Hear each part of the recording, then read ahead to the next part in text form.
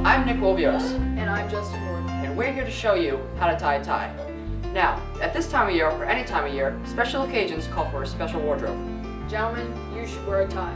Special occasions such as holiday get-togethers, dinner parties, and other formal events call for a tie.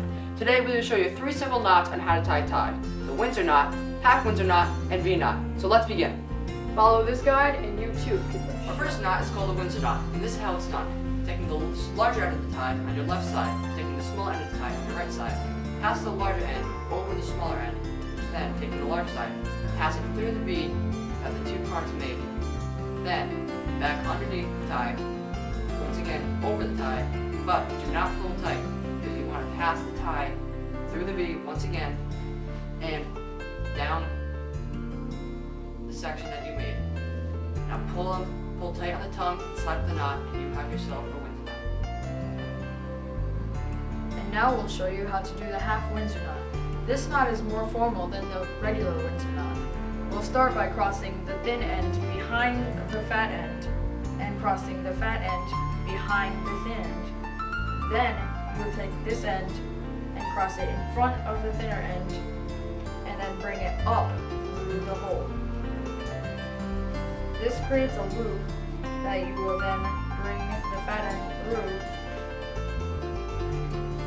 and pull down on the fat end to give you the knot, and then you pull on the thin end to bring it up. Center it, and you have your half Windsor knot.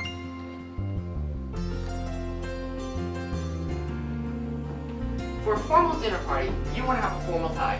Nothing is better than the V-knot, and this is how it's done. Taking the larger end, you want to cross it over the smaller end. Then you want to take the larger end, pass it through the V that the 2 parts make twice. Then you take the larger end of the tie, pass it underneath the knot, and carefully switch hands that's holding the knot. That's a knot to mess the knot up. Then cross the tie back through the V on the other side twice. Then you want to take the tie, pass it over everything. Once again, carefully switching your hands, then back underneath, not to pull tight, because you need to pass the tie through the slot that you made, then pull tight on the tongue. You have yourself a V-knot. You're welcome. And now some tips for tie wearers. Never use clip-on ties, they're very unprofessional. And the bottom of your tie should reach the bottom of your belt buckle. Avoid ties that are too bright for your outfit. And don't make your knots too big.